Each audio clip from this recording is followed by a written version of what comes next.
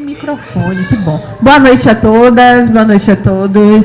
Eu cumpro aqui uma tarefa que é do nosso querido Limeira. Ele está preso no trânsito, não conseguiu chegar. Então, eu dou as boas-vindas a essa casa que, por empréstimo, é nossa também, é para a nossa ocupação, para apresentar os nossos convidados de hoje. Então, temos aqui, digo nossos, porque temos aqui, sim, Geloá está me corrigindo aqui, eu digo nossos porque, eu já explico por quê. Mas o nosso convidado de hoje, Kut, é uma longa lista, eu vou tentar condensar. Escritor, ensaísta, contista, poeta, biógrafo, crítico e mais algumas outras tantas tarefas. Mais de 15 livros publicados e 2 importantes participações na cena literária negra no Brasil. A participação no Quilombojo e a participação nos Cadernos Negros.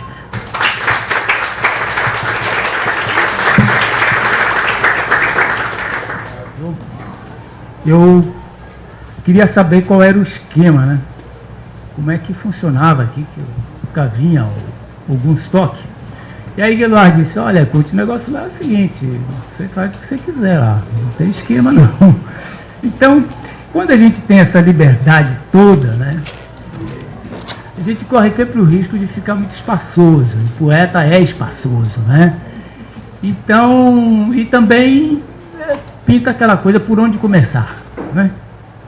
Então, a tendência minha hoje é fazer um zigue-zague aqui e falar um pouquinho desse sujeito chamado escritor Kut, né? Que parece que sou eu, mas muitas vezes não sou não, viu? O escritor acaba sendo também uma criação ficcional, né? E mais ou menos aí no meio da minha falação, nós vamos perceber um pouquinho o quanto isso é verdade.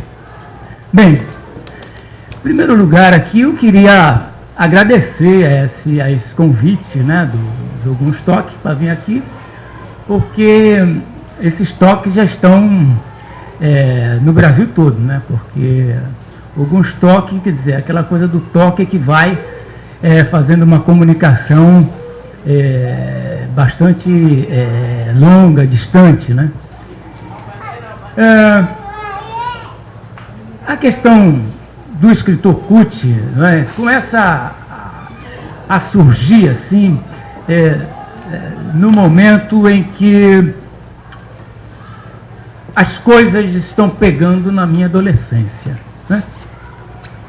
É na adolescência que o bicho começa a pegar em termos de sacar rejeições contínuas e constantes, e esse jovem então vai enfrentar um primeiro grande problema de racismo na cidade de Santos, e nesse momento esse jovem já está trabalhando com a palavra, não é? E começo a perceber uma grande questão que vai surgindo para ser respondida do ponto de vista das palavras, não é? Quem é que eu sou? Eu sou o quê? Né? Que dimensão eu configuro nessa sociedade? Daí eu comecei a perceber, depois de algum tempo, que esse meu processo é o processo de muitos escritores negros. Por quê? Porque eu comecei a perceber, e aí, Jair, beleza? Eu comecei a perceber vários questionamentos do sou eu. O que eu sou? O que eu sou? O que eu sou? Né?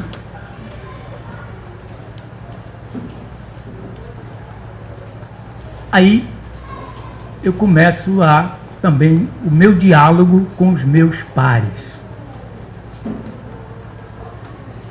E um dos pares com quem eu tive uma aproximação muito íntima escreveu algo que me gerou um outro poema. O poema dele se chama Caveira e diz assim: olhos que foram olhos, dois buracos, agora fundos no ondular da poeira, nem negros, nem azuis e nem opacos. Caveira. Nariz de linhas e correções audazes, de expressão aquilina e feiticeira, onde olfatos virginais falazes. Caveira, caveira. Boca de dente límpidos e finos, de curva leve, original, ligeira, o que é feito de teus risos cristalinos? Caveira, caveira, caveira. Eu terminei de ler, escrevi um poema bem mais curto que esse, intitulado Sou Branco. Aí vem uma página preta, letra branca. Sou branco por dentro. Sou uma formidável caveira. Nesse momento, eu começo a perceber que esse autoquestionamento, ele não é apenas meu. Ele passa a ser um questionamento de um eu muito maior, que engloba pessoas que eu nem tenho a pretensão de conhecer. E por quê? Isso porque as respostas começam a vir, não é? Aquelas respostas difíceis de chegarem para um artista. Li seu texto e... né? Bem, isso também é algo que é bastante interessante falar. Porque quando a gente começa a escrever,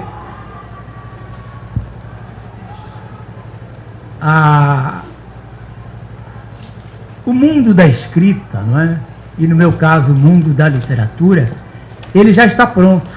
E existe uma expectativa do que é um escritor. Eu não comecei muito pela ideia da profissão, porque eu já sabia que, como eu comecei pelos românticos, eu já sabia que poeta passava fome, bebia muito e morria cedo, não é? E até hoje eu percebo que algumas pessoas que não conhecem o poeta Kut e vão conhecer e depois ficam, pô, mas eu pensei que você, né, até decepciona, né? Não bebo, não caio na sarjeta, não sou miserável, dirijo. Teve um que até disse, pô, nunca pensei que você dirigisse automóvel, rapaz. Pô, pensei que você era um cara assim, sabe? Então, eu não tive muito essa ideia da profissão, né? Porque eu achava que ser poeta realmente seria alguma outra coisa, né? Que não alguém que tivesse uma profissão capaz de sobreviver com isso. Mas eu tinha algo que parece que até hoje continua. A ideia de missão, né? Ou escrever uma coisa, né? Ainda hoje eu estava falando para Mel e Henrique, quando a gente veio do aeroporto, um fato que me aconteceu, que aliás eu relatei numa carta,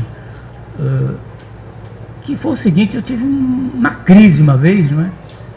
E rasguei todos os meus textos. Destruí tudo, joguei tudo, botei tudo no lixo, queimei, enfim.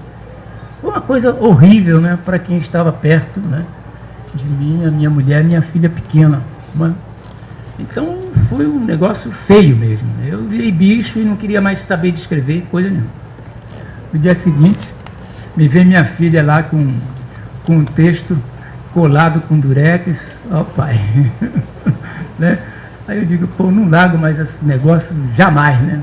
Agora eu vou escrever até o fim da minha vida, né? Essas crises, elas vão aparecer realmente, e essa ideia de missão, ela foi me pegando muito forte quando em mim houve um imbricamento da busca pela palavra e a busca pela consciência negra. Isso tudo fez assim, ó, num dado momento na minha vida. Então, eu começo a perceber que, ao falar comigo, e aí eu estou dizendo enquanto escritor e não enquanto pessoa, ao falar comigo, eu falo com outros, né? Os poemas, eles têm, alguns eu até lembro dos estalos. Esse poema que eu vou ler agora, nós estávamos num bar, né, lá em São Paulo, conversando, e era na época da ditadura militar. De repente, entrou no bar um monte de policial, tudo armado, e nós continuamos ali conversando. Mas um dos nossos, sem que ninguém pedisse, meteu a mão no bolso e tirou a carteira de trabalho e pôs em cima da mesa.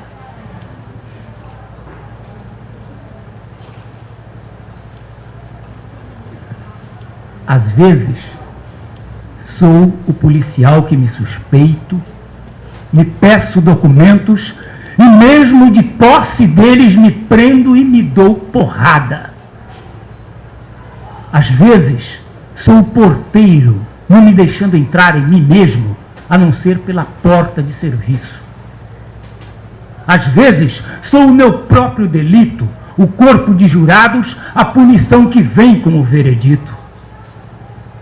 Às vezes, sou o amor que me vira o rosto, o quebranto, o encosto, a solidão primitiva que me envolvo com o vazio.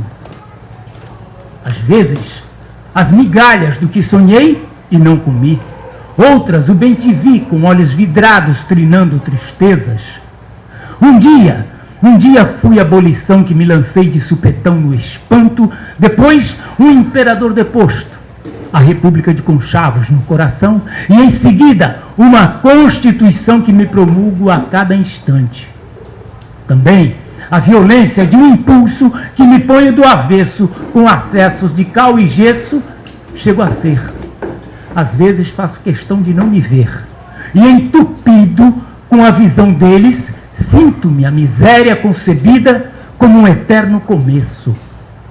Fecho-me o cerco, sendo o gesto que me nego, a pinga que me bebo e me embebedo, o dedo que me aponto e denuncio, o ponto em que me entrego. Busca desses conflitos internos, elas, em meu trabalho, são uma via pela qual eu vou e volto. E acho que a relação interracial no nosso país, ela criou para todos nós, negros, brancos, mestiços, amarelos, questionamentos constantes de como eu vou me posicionar em determinada situação. Por isso que eu e muitos outros companheiros acordamos para algo interessante. O discurso vai sempre direcionado a quem oprime. Inclusive, o pessoal do rap faz muito isso. Mas é necessário também que a gente faça o contrário. Vamos falar para nós mesmos. E eu vejo muito essa coisa mais endógena, muito mais algo que as mulheres nos alertam muito para isso, né? Porque homem tem muito essa coisa de, né, do enfrentamento direto, né? E eu vejo que essa coisa de vamos cuidar da nossa casa, vamos ver como é que nós estamos dentro. Então, nesta via,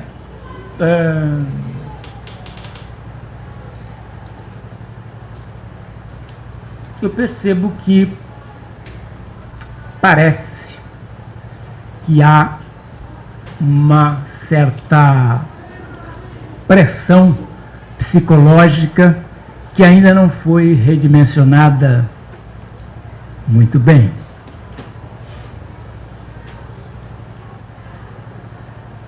Irmão, quantos minutos por dia a tua identidade negra toma sol nesta prisão de segurança máxima? E o racismo enlata, quantas vezes por dia é servido a ela como hóstia? Irmão, a tua identidade negra tem direito, na solitária, a alguma assistência médica? Ouvi rumores de que ela teve febre alta na última semana e espasmos, uma quase overdose de brancura, e fiquei preocupado.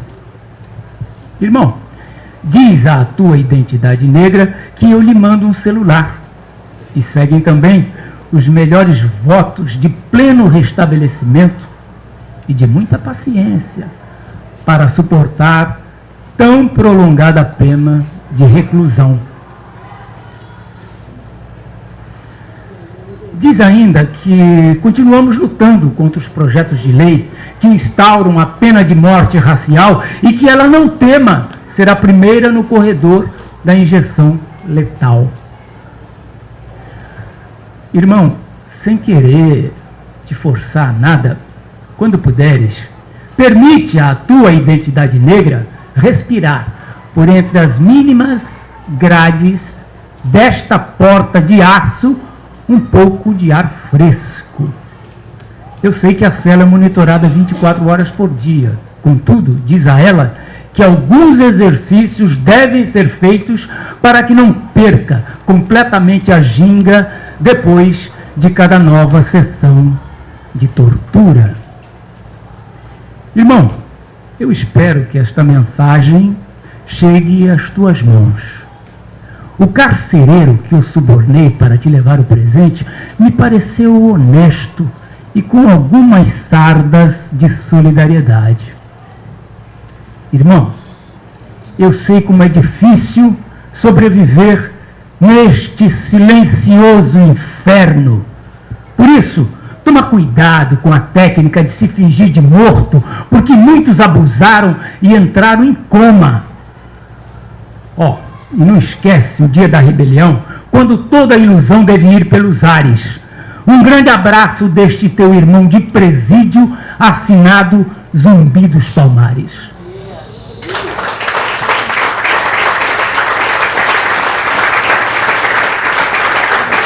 Foi um escândalo, né, quando o preto entrou no arco-íris.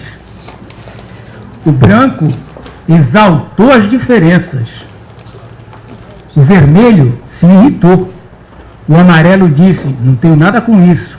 O verde, vindo de outro planeta, ficou sem entender o assunto.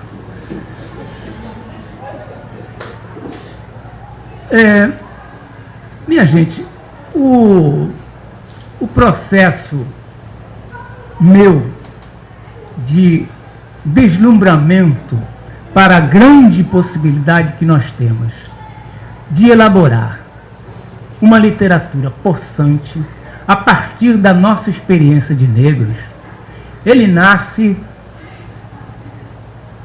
na cidade de Santos, num dia em que eu estou caminhando pela praia e acho num sebo, lá num saldo, o livro O Carro do Êxito, do Oswaldo de Camargo. É um livro de contos. E qual foi o gancho?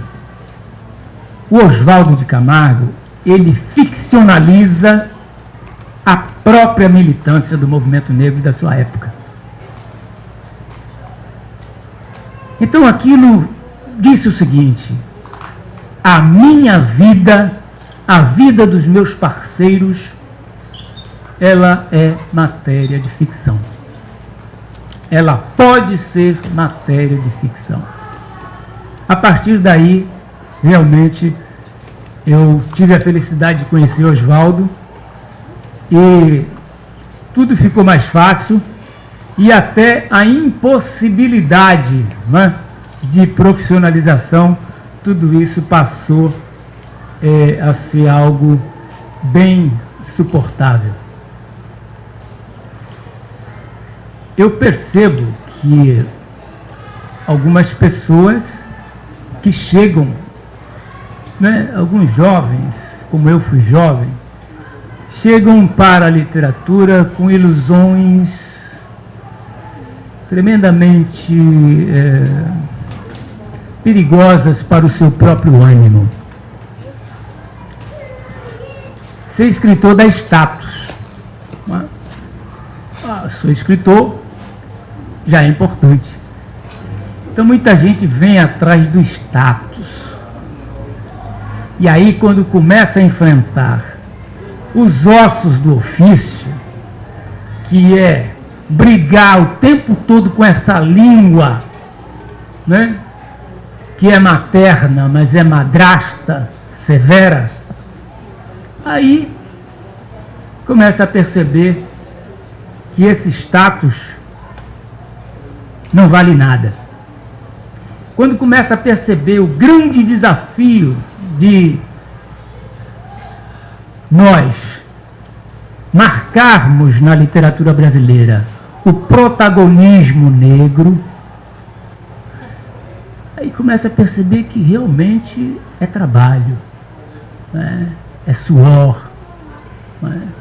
Porque o nosso protagonismo negro só vai ficar bem alicerçado na literatura brasileira no momento em que os escritores negros enfrentarem o desafio da sua própria memória.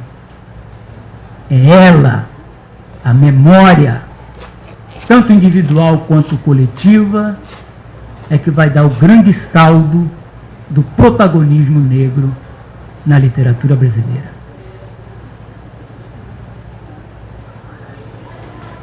Eu tive e tenho várias parcerias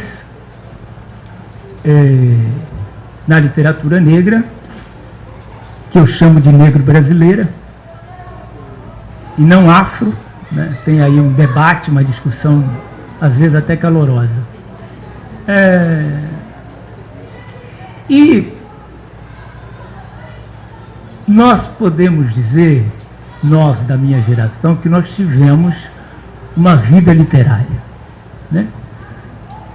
Com a criação do Quilomboje, com a criação do Cadernos Negros, enfim, nós tínhamos debates, nós tínhamos rodas de poemas com mais de 100 pessoas, lançamentos com mais de 500 pessoas, troca de cartas, brigas, não é?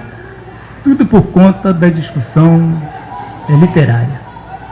E, numa dessas também, as coisas atingem a gente de uma forma profunda, né?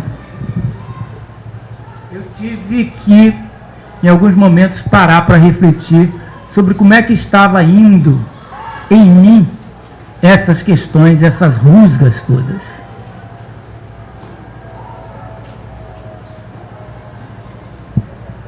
Será que fiz o tanto que devia? Ou criei inimigos na surdina furando olhos de surdos? Terei aberto a porta proibida de onde me vem a dor, lançando olhares de fogo? Permiti a luta de zumbi se atolar no escarro do marasmo, cuspido em nossos pés? Será que me enganei e a veia poética também é racista e se nega a ser passista em sentimento de negro? Talvez eu tenha sido apenas um escravo a carregar uma tonelada de desabafos alheios no lombo, ou o tombo no cansaço é que parece agora a fatalidade gorda e morte do entusiasmo. Não será a dúvida um gancho virado com que arranco o susto da fossa, puxo o peso do desgosto e sustento o pão de humanidade? Hoje, a solidão me enlaça no pescoço e dá notícia de que fugiram todos. Não. Apenas estou olhando no espelho do meu poço. A nossa literatura, ela traz esses questionamentos internos e externos que nos levam a perceber que, na realidade, o nosso processo negro no Brasil e no mundo é colar os cacos de uma grande explosão de violência que se abateu sobre comunidades das quais pertenciam os nossos antepassados que atravessaram o Atlântico.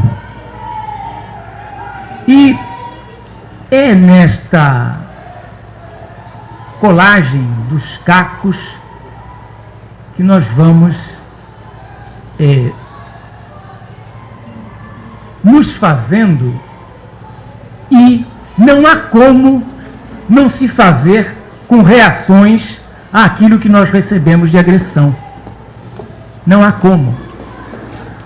Ou a gente reage ou a gente morre.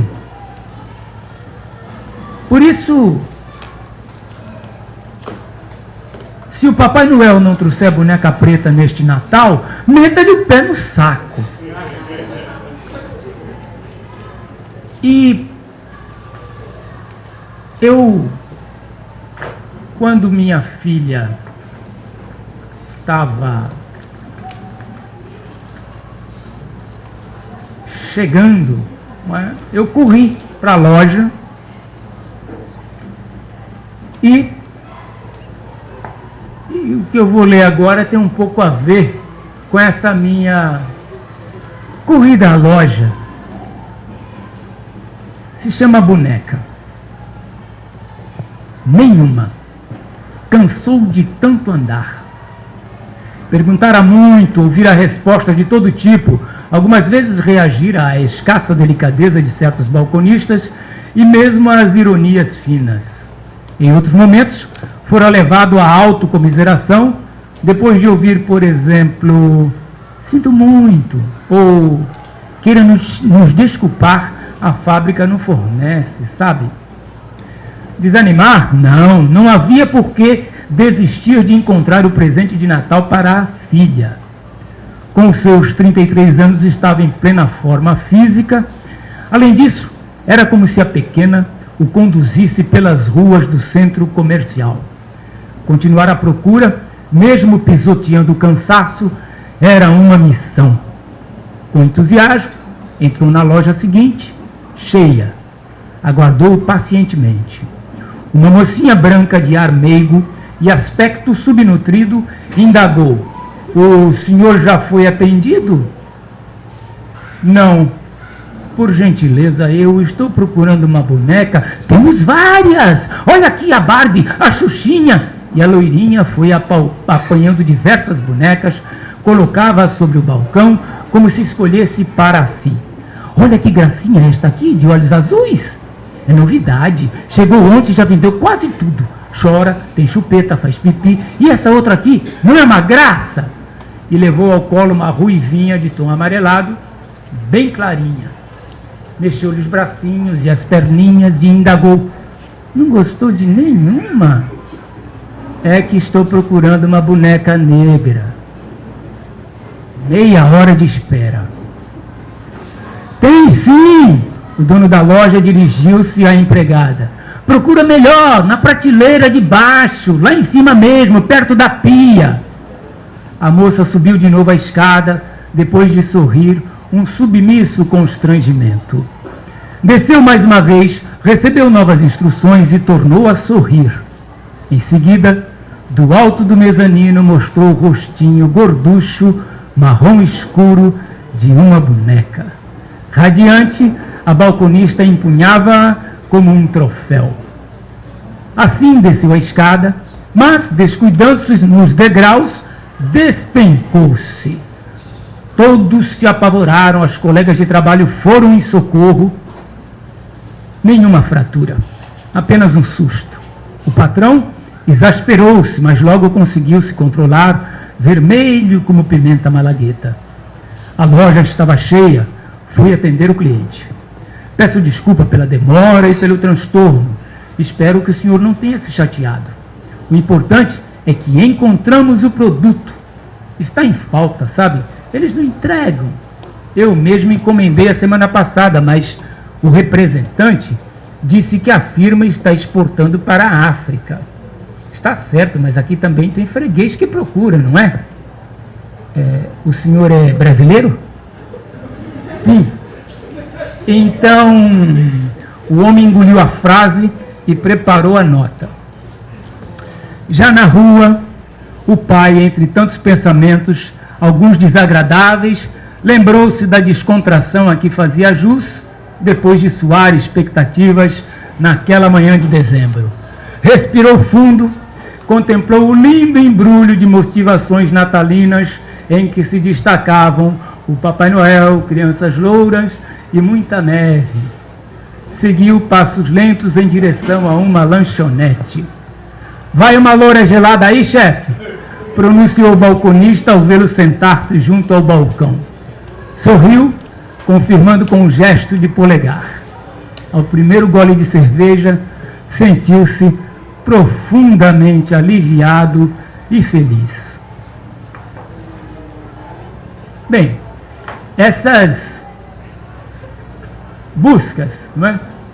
Elas realmente são, como vocês percebem, coisas da vida prática, não é? E que a gente vai transpondo para a literatura. Só que, ao dizer isso, eu tenho que dizer o contrário, não é?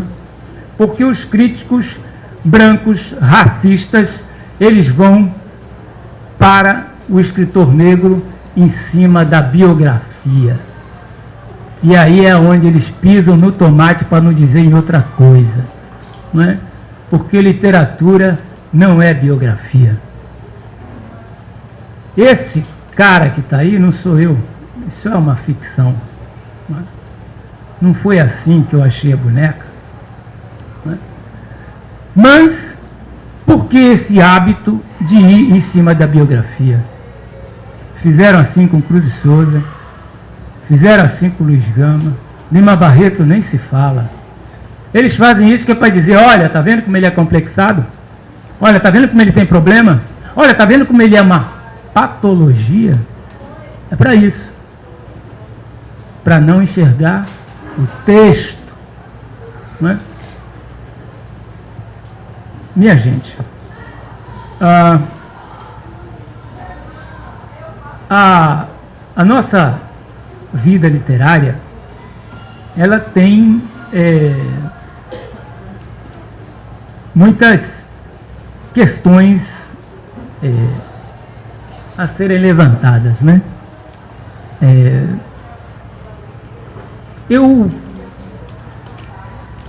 vejo hoje, né, depois de 36 anos de Cadernos Negros, com essa juventude que está chegando aí, né, cheia de gás, né, muita gente fazendo coisas maravilhosas, né, pessoal com desejo de ler, né, que é a coisa mais linda que pode ter um jovem que queira escrever, né, esse desejo, esse gosto pela leitura, porque não se faz literatura sem ler, gente, é impossível, né? Eu sinto que essa pequena trajetória aí do poeta Kuti, né, do escritor Kuti, tem demonstrado que as parcerias, né, entre nós, elas são muito fecundas. E Uma das coisas que a gente precisa tomar muito cuidado é exatamente com esse processo de desanimar, não é, as nossas conquistas. Não é?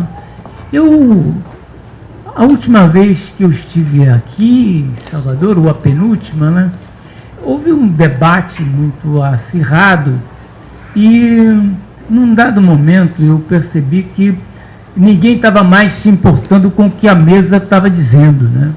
Ninguém queria mais saber. O bate-papo era como é que a gente ia resolver o problema racial no Brasil, né? Ou seja, aquela coisa de buscar uma solução mágica, né?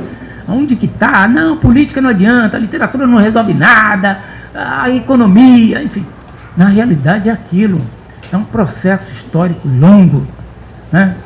E nesse processo, todas as atividades, né, humanas têm que estar conjuminadas, né? São poetas, políticos, economistas, jogadores de futebol, artistas, atores, atrizes, enfim, né? Pintores, todo mundo tem que estar nessa corrente, né?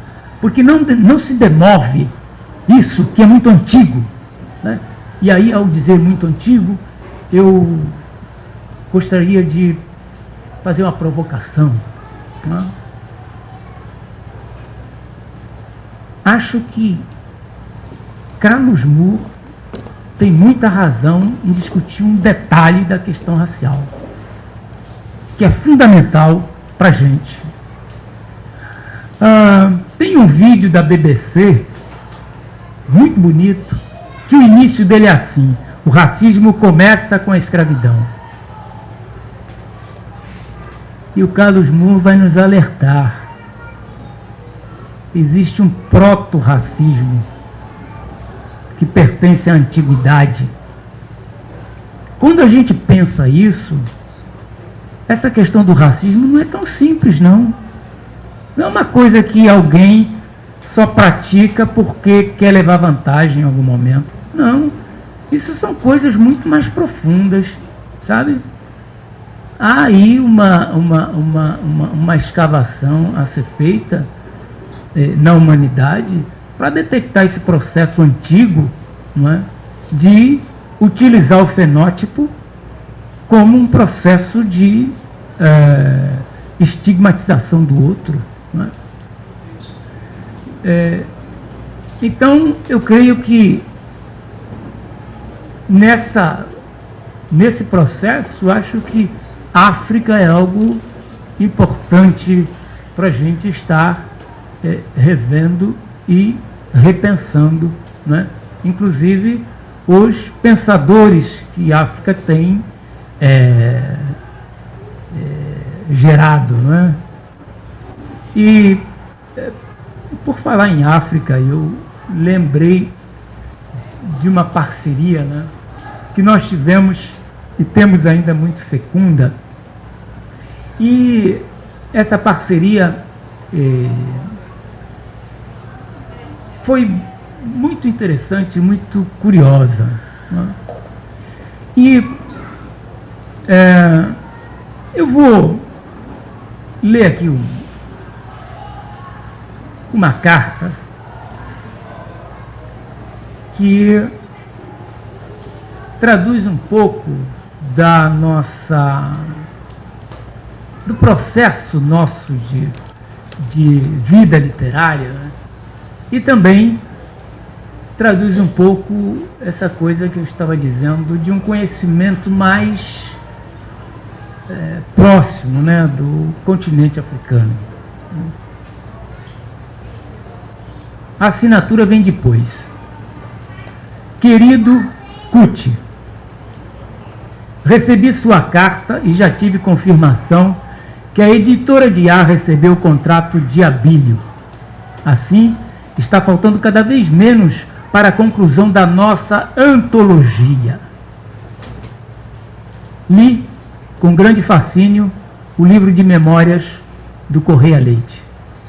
É de fato uma documentação muito preciosa e indispensável para o conhecimento não só dos movimentos e lutas contra a discriminação racial e pela igualdade dos direitos de todos no nosso país, como para o conhecimento do Brasil, Tutucur.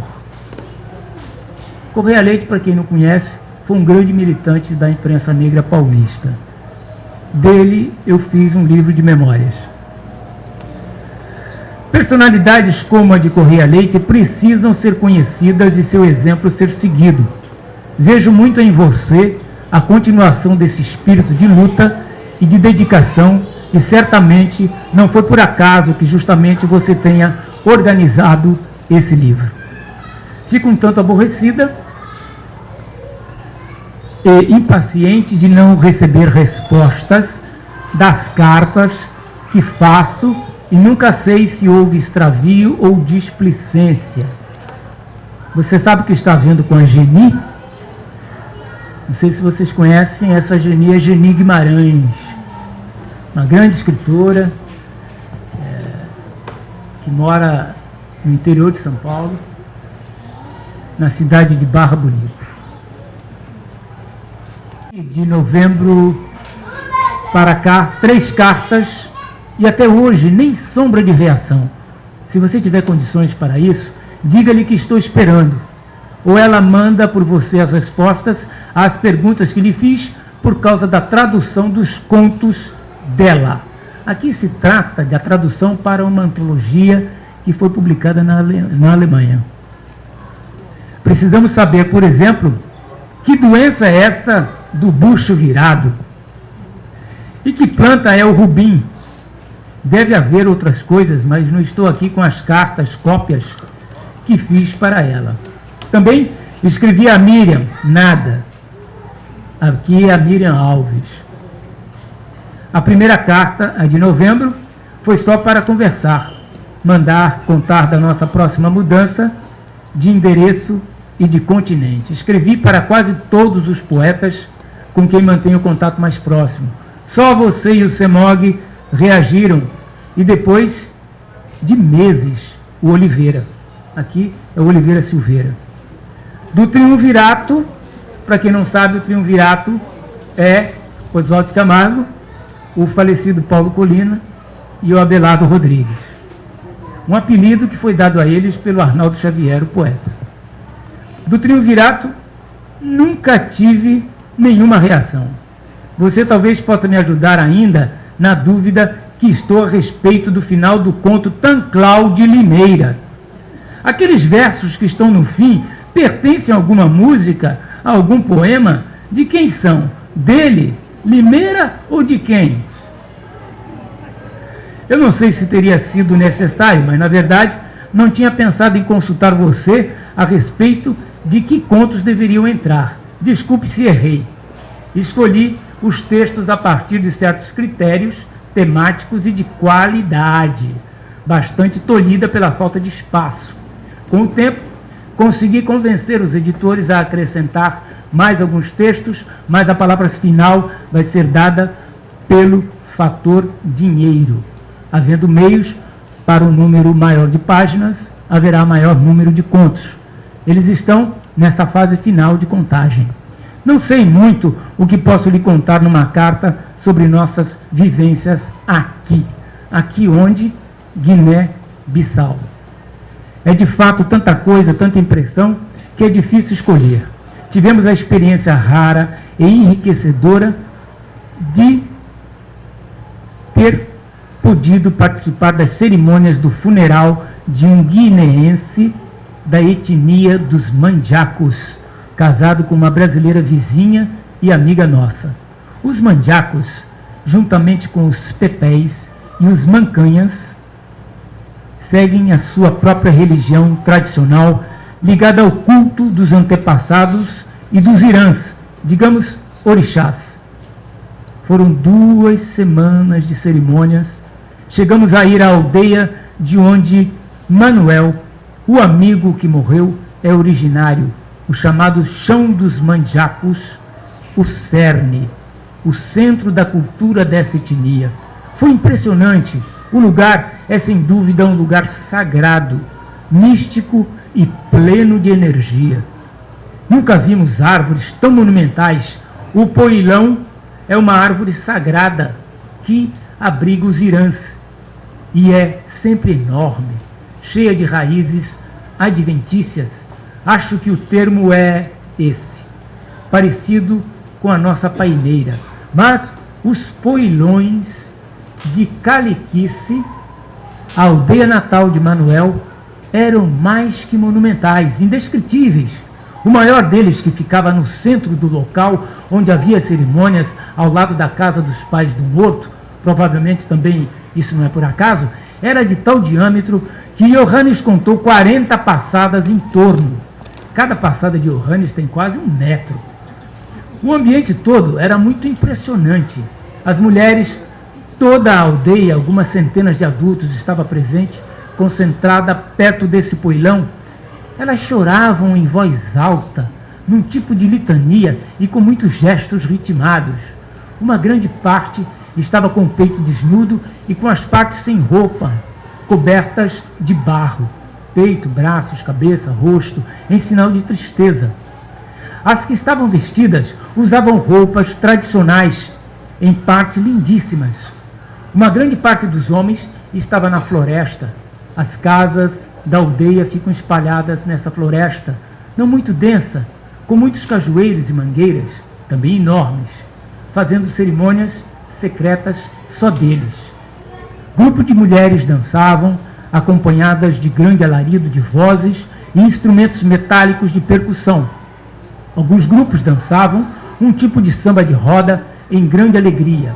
Ao lado disso tudo eram sacrificados animais em frente à casa do pai morto. Ao lado do caixão eram feitas cerimônias diversas.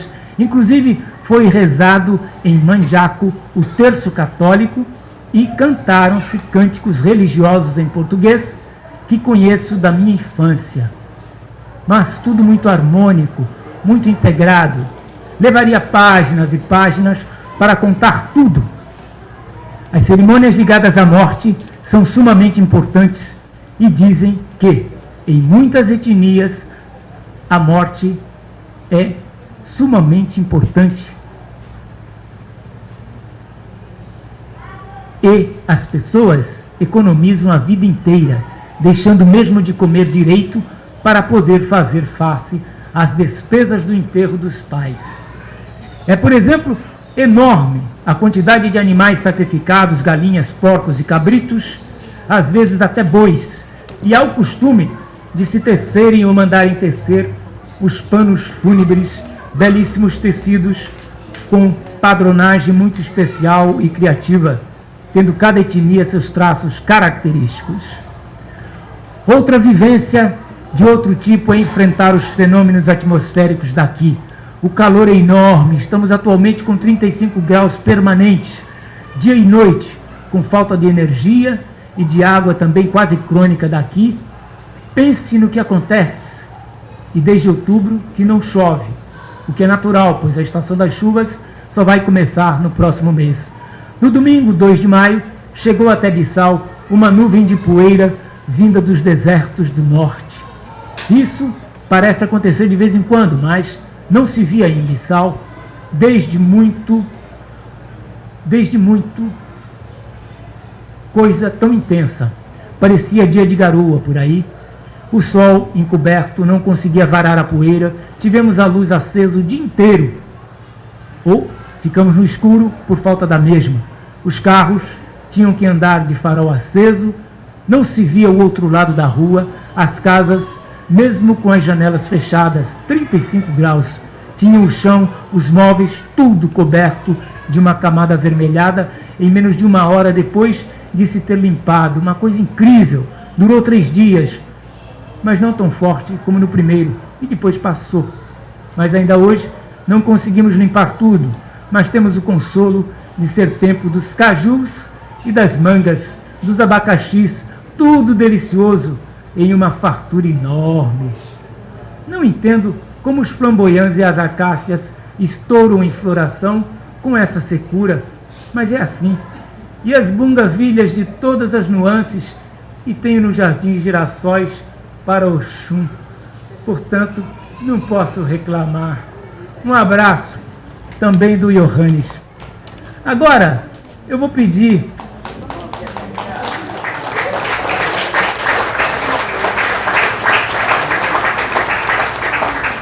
eu vou pedir para essa que foi minha correspondente durante muito tempo, né? Porque depois chegou esse negócio de e-mail aí, acabou, as cartas acabaram tudo, né? Agora e-mail é tudo rápido. Mas a Moema Parente Álgaro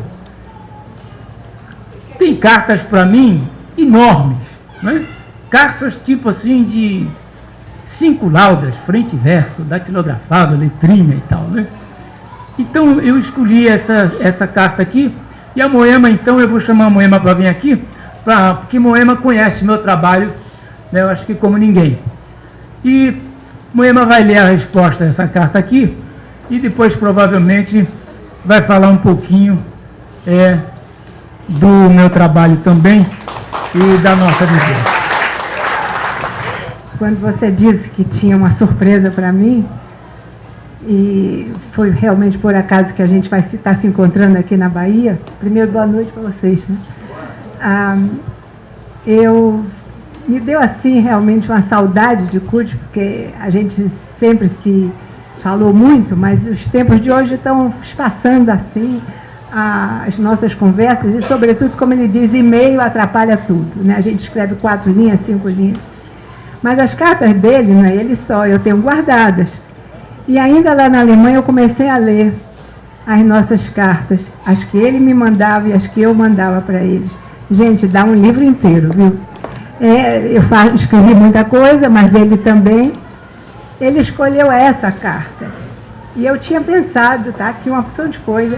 Eu tinha pensado que valeria a pena a gente reler certas. Ele vai ficar muito surpreso, que eu tenho por aqui guardado, porque eu tenho que ver também justamente com esse roteiro de CUT. Tem que ver com as nossas discussões, com as alegrias e as dores de parto da feitura dos seus livros, dos seus poemas, que eu estou acompanhando desde a década de 80. Né? No começo ele não queria saber muito de mim, não. Mas depois a amizade pegou mesmo forte e a gente se permite de vez em quando, inclusive, jogar umas pedras uns nos outros, um no outro, e dá certo. Mas ele quer que eu leia essa carta, que não é a minha preferida, mas de toda forma eu tenho aqui, claro, a resposta dessa carta que fiz quando meu marido Johannes e eu passamos, logo no começo, uma temporada na Guiné-Bissau. A partir depois desse tempo, nossa correspondência rareou. Mas até de meados de 80 até 92, é assim realmente um volume muito grande de troca de ideias, e eu gostaria de mostrar a vocês também o que significa a repercussão dessa literatura negra na Alemanha. Mas primeiro, a pedido do CUT, ele é quem manda, eu vou ler a carta que ele me fez em resposta a esta aqui. Né? Recebi sua carta na qual você solicita... Bom, prezada Moema. Sobre esse prezada, ele tem um poema, porque eu reclamei. Eu chamo ele de querido CUT e ele me escreve prezada. Né? Então, mas isso não é sempre não, mas de vez em quando eu ficava pensando, será que esse prezada nesse momento significa que ele estava zangado por alguma coisa comigo? O que foi que eu disse da última carta? Mas talvez, para não alongar também muito, tem um poema que ele me fez depois, que prezada não é mal amada ou não amada. Bom, e é um poema, mas não vou dizer agora não. Recebi sua carta na qual você solicita alguns favores. Vocês se lembram? Nós estávamos fazendo a segunda antologia. Primeiro fizemos a antologia da poesia negra, da poesia, que foi com uma dúzia de poetas que saiu no ano da abolição da escravatura. E no centenário, lógico. E por causa desse evento, foi um sucesso assim extraordinário, impensável realmente para uma editora pequena, para um assunto que interessa a Alemanha, a escravidão no Brasil, o que interessa a Alemanha, os poetas de hoje. Mas a antologia foi esgotada 3.000 exemplares em 3 meses. E logo depois veio a segunda sobre esse ambiente, esse tempo. Eu tenho algumas coisas para dizer a vocês. Mas agora, por causa do sucesso da poesia negra, nós fizemos então a prosa negra. E nesse meio tempo nós fomos para Guiné-Bissau E, como vocês ouviram, nem mesmo o nosso querido Limeira respondia às minhas cartas. Mas esse aqui, olha, aqui só é um pedacinho das muitas cartas que nós trocamos. Bom, é sempre bom receber notícias suas. Lamento que algumas pessoas a quem você escreve não lhe respondam. Creio ser uma questão de correspondência, digo, relacionamento. Ou, quem sabe, preguiça mesmo, atrapalhação nos compromissos. Talvez até possível que tenha algum acanhamento, alguns. Eu acho que não, acho que é preguiça mesmo, viu? Eu gostaria de ajudar você no que me pede. Meu alcance, no entanto, é pequeno e também tem algo que me dificulta a ação. Sabe, não tenho muita intimidade com a maioria dos escritores negros que conheço. Alguns até tenho, mas não a ponto de lhes dizer da desatenção de suas cartas. Queria que ele reclamasse, mas ele teve cerimônia, né? Sei que não é isso que você me pede, mas eu, se me sentisse à vontade, era isso que eu faria. Quanto à minha amiga Geni e eles são compadres, inclusive. Geni é uma pessoa extraordinária, precisa vir aqui e virá, se Deus quiser. Ele traz ela aqui. Liguei para ela ontem, ela ficou de escrever para você logo, não escreveu nunca. Bom, sobre o texto do Limeira, o Tanclau, não faço ideia se é dele ou não. Limeira, é seu, né? Tá bom. Chegou um pouco tarde, mas, não é? De quantos anos? É de 1993 a carta, né? Bom, mas creio que se fosse de outro, ele teria feito a citação. Moema, eu estou bastante envolvido, como sempre, nos cadernos negros. Agora é o 16. Estamos tendo alguns bons resultados. Ninguém surgiu a mais. Nenhum novato surpreendendo literariamente. Hoje em dia é outra coisa, né? Tantos novatos maravilhosos aqui. Com relação aos textos, a via trágica dá o tom, mas há ainda alguns outros aspectos. Estou agora vivendo uma nova emoção. A peça Madrugada Me Proteja encontrou um grupo de pessoas disposto a investir na montagem. Essa peça é de um único ator. E foi também, sobre isso, temos uma larguíssima correspondência. Essa peça foi traduzida por um ator negro brasileiro que vivia na Alemanha, infelizmente morreu, Jorge, que traduziu e quis apresentar essa peça na Alemanha. Inclusive, apresentou em nossa própria casa, numa reunião grande, né? Bom, então, encontrou um novo grupo e provavelmente vai ser como é que agora? Vai ser apresentada. Nossa economia, agora sobre o Brasil, continua uma caca. Tudo aumenta de preço todo dia, o desemprego, etc. Vou deixar. Falou da Erundina. Aqui em São Paulo faz muito frio. Ele quer... Bom, eu tenho que citar o autor todo. Tudo bem. Nossa economia continua uma caca. Tudo aumenta de preço todo dia. O desemprego continua seus exageros. O Fernando Henrique Cardoso ao comando da economia do país é a nova esperança. Ou como a gente era ingênuo naquele tempo, né? Bom, pois é.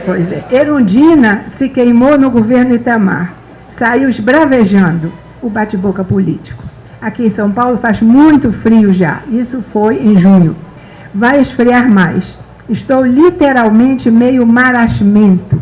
Semana passada um poema me pegou pelo colarinho. De jeito. Deixei. Foi para o papel. Gostei do danado. Minha vida derramada em sonhos e projeções afetivas. É sempre assim, né? Você tem falado muito pouco sobre literatura em suas cartas. Eu estou em dívida com você. Há textos seus que pretendo e gostaria de dizer algumas coisinhas, mas vou retomá-los brevemente. Essa carta também das coisinhas que ele disse sobre meus textos, sobre ele, valia a pena. Já antecipo minhas desculpas pela crítica. Não é para receber como pedradas, apenas algumas leituras dos mesmos. Sei que os críticos não gostam muito de ser criticados, mas farei com a tranquilidade de quem te gosta e se sente à vontade de fazê-lo com carinho. É assim mesmo. Agora estou meio enrolado de tarefas, preciso de tempo para reler. Não demoro. Aqui, dedos juntinhos e cruzados no beijo. Promessa certa. Sobre o meu livro da Diá, você tem notícias? Ele fez um terceiro. Nós fizemos a poesia negra, nós fizemos a prosa negra, estávamos fazendo. E ele fez um livro com um bailarino negro de São Paulo, Ismael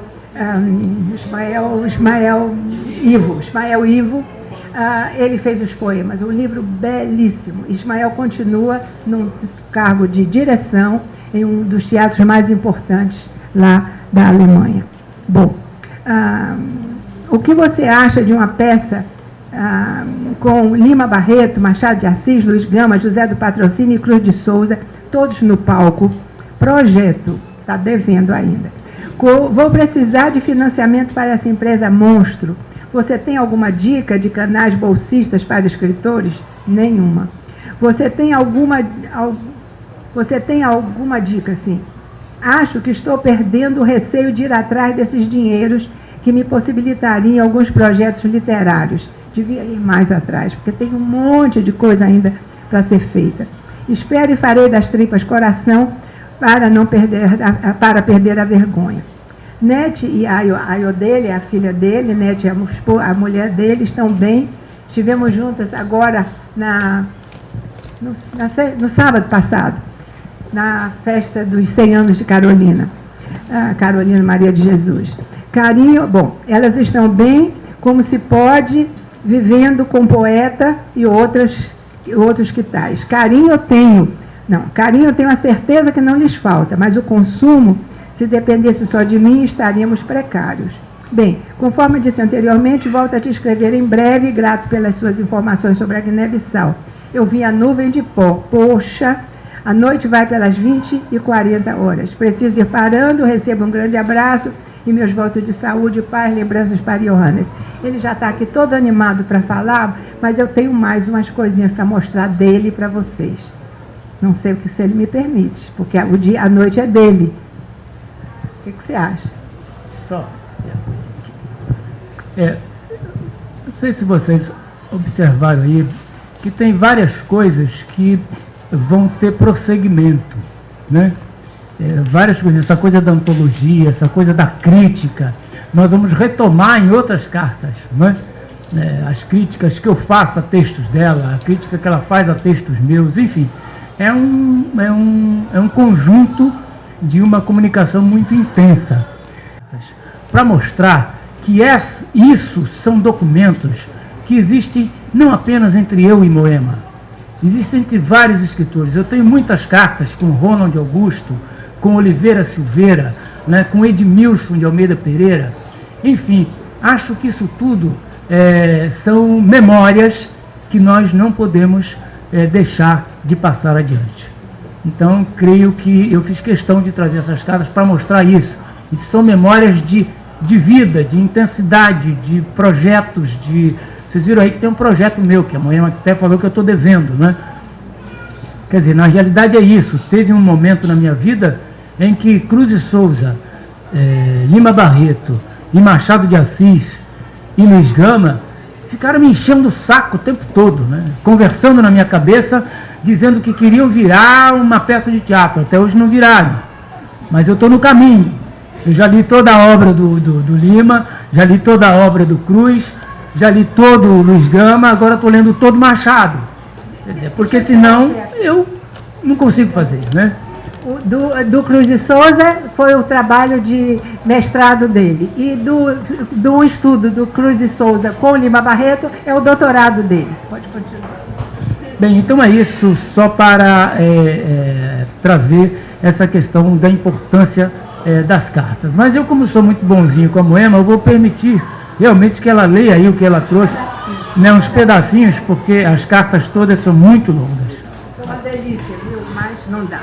Bom, parece até continuação do que ele disse, mas não é, são anteriores. Essa que eu vou ler agora é de 88, foi depois do lançamento estrondoso e da repercussão realmente impressionante da prosa, da poesia negra.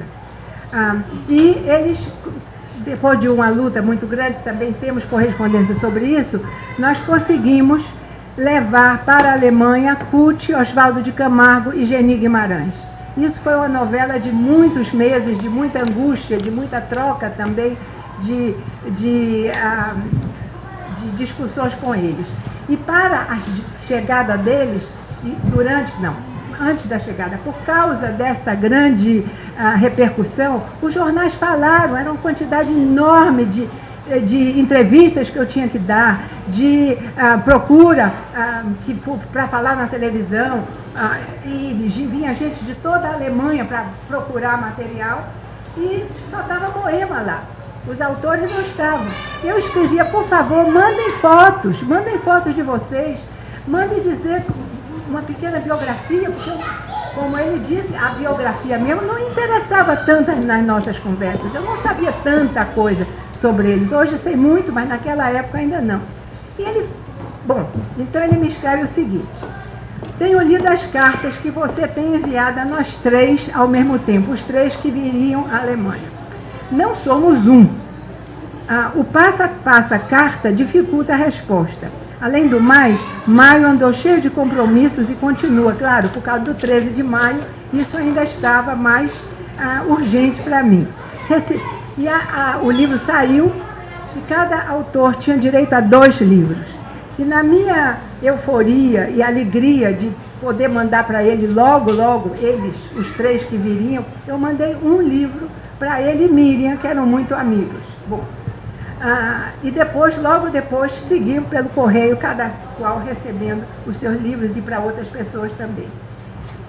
Recebi o livro que você mandou para mim e para a Miriam. Ficou com ela, óbvio. Estou chupando o dedo até agora, mas adocicado, pois li toda a antologia. Pena o prefácio não está em português. Quanto à minha foto, não tive tempo de desentortar a cara. Fita gravada que a gente queria sobre eles, etc., a gente se tem encontrado. Eles estavam bolando, tropeça em nosso desencontro. Então ele fala do que aconteceu no 13 de maio, etc., não vou falar agora. E depois, quanto à sua falta de tato, 2 pontos. Cobrança para as tuas pesquisas. Interessam a gente, sim, como? Mas há vidas atrás dos nossos textos, pessoas que trabalham e suam para arrancar um momento de solidão do Torvelinho. Às vezes tenho vontade de gritar, me deixem escrever, mas engulo as palavras que se escorrem pelos meus dedos na direção da caneta, do lápis, da máquina, em algum lugar em que eu perca dinheiro para não ir trabalhar, ou amizade por não dar atenção a que me foi exigida. Meus companheiros têm dramas semelhantes. Família, amores, profissão e quanta coisa. Quando recebo carta, vou pensando na possibilidade de ter existido em algum lugar ou tempo em que fui ausência. Há poetas que me mandam bilhetes comerciais, outros enviam circulares. Um saco. Aí vem você. Ótima novidade e uma carta para 3. Preciso disso, preciso daquilo, preciso daquilo outro. Cadê tua cara? Cadê? Você tem trazido alegria para nós com teu trabalho, Moema, mas agora ouçam bem, mas tem um quê de isabelusco no teu jeito que não cruza com meu quilombate. Bem, esse tete a tete, né? A gente pode imaginar que essas cartas entre eu e Moema, né? Agora vocês podem imaginar o que seja um encontro de poetas e ficcionistas negros, né? Realizado no fundo de uma igreja lá no Ipiranga, em São Paulo. Esse primeiro encontro, ele foi algo assim que eu lamento até hoje que nenhum de nós tirou uma foto sequer. Ninguém filmou. Teve um momento, porque nós passamos um dia inteiro lá, 1 ou 2 dias, dormimos lá, etc. E foi uma coisa assim, me lembrou alguns filmes que eu assisti. Teve um momento em que Estevão Maia Maia, que é um poeta e também um grande cantor e também maestro, ele regeu o coro de poetas negros. É uma coisa impressionante, não tem um registro fotográfico. Porque nós fomos para lá para fazer o quê? Fazer a cozinha. Ou seja, vamos parar com esse negócio de público, vamos se reunir entre nós e quebrar o pau. E foi isso que nós fizemos. E depois fizemos o segundo encontro, que aí já teve público, né? O CEMOD organizou de uma maneira exemplar, perfeita.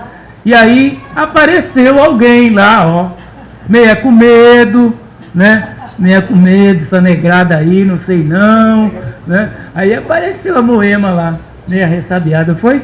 Cheguei atrasada, estava todo mundo sentado no chão conversando. Qual foi a primeira pessoa que eu vi e me tranquilizou? Jonatas. Foi o primeiro, sorriu daqui para cá, foi aquela alegria. Ele não queria saber de mim, não. Eu ligava para Miriam, Miriam dizia: nós não queremos que você vá, nós vamos lavar nossa roupa suja em casa, não queremos que você vá. Eu ligava para a Semog, que estava organizando: você é minha convidada, você vai. Ele dizia: ela não entra.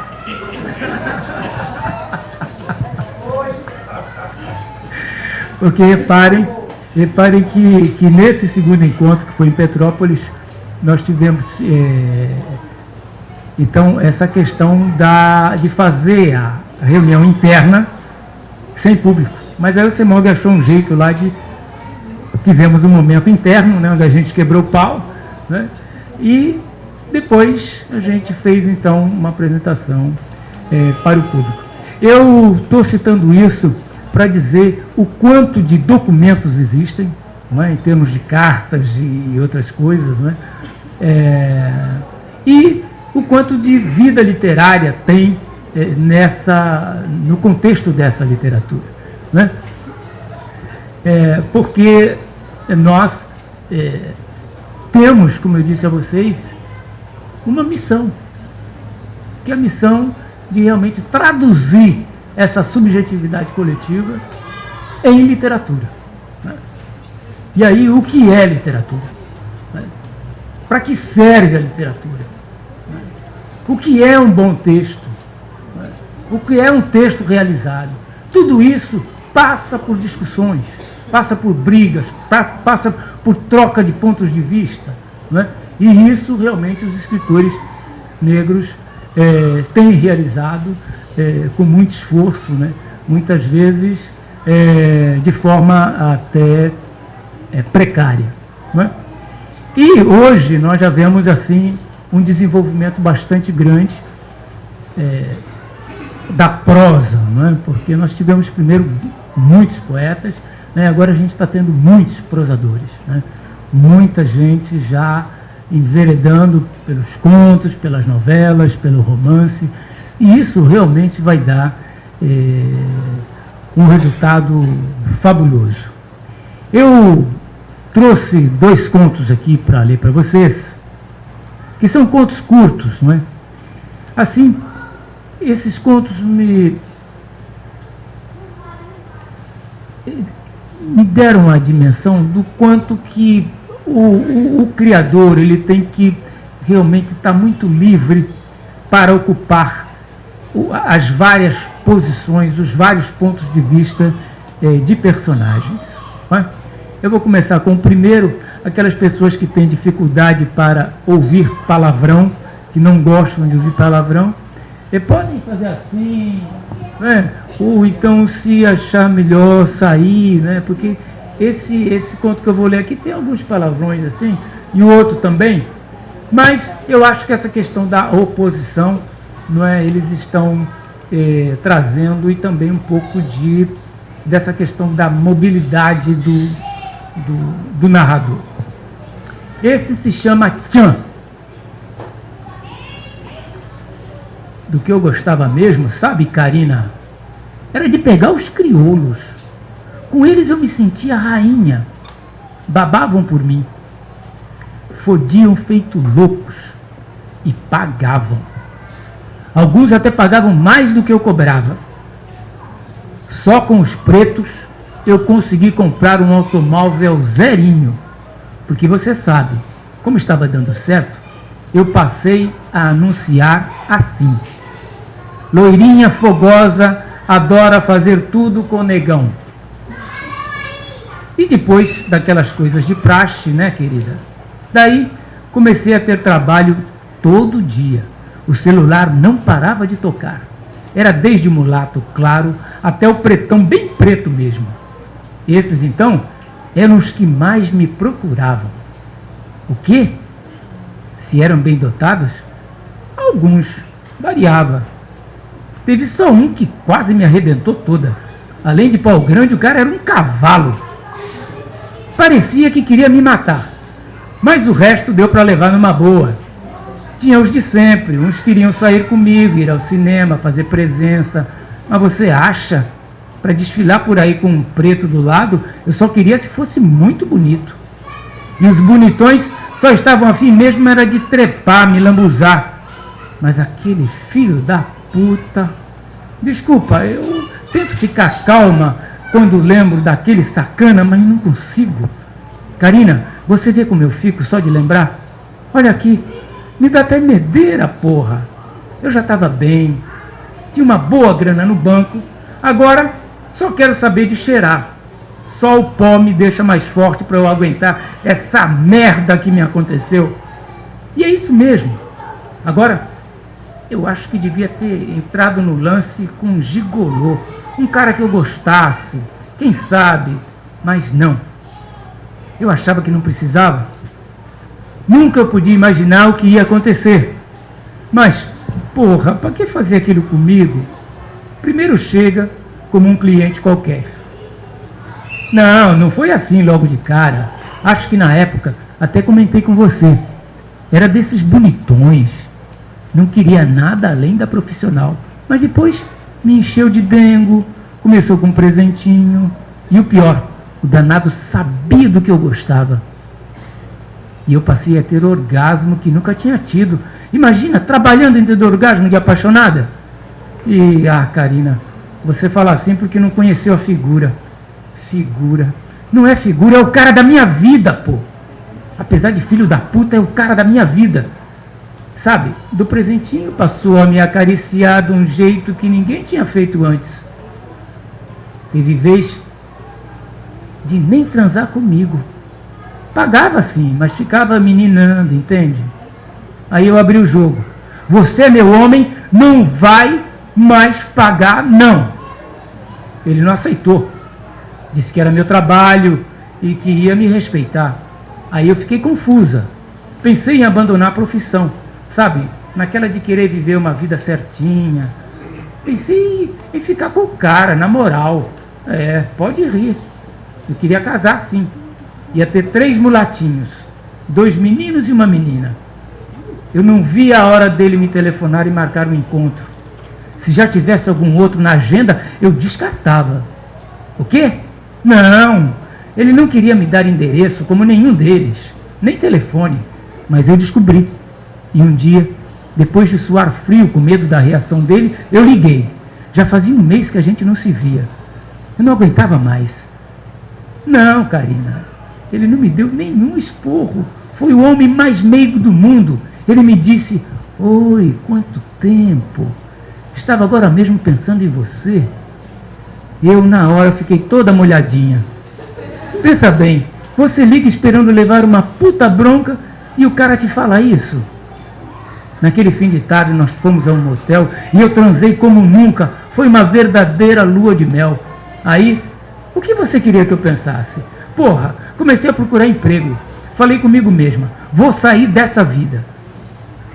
Você se lembra? Eu nem queria contar pra ninguém. Ainda me lembro que você disse: cuidado com o passarinho verde.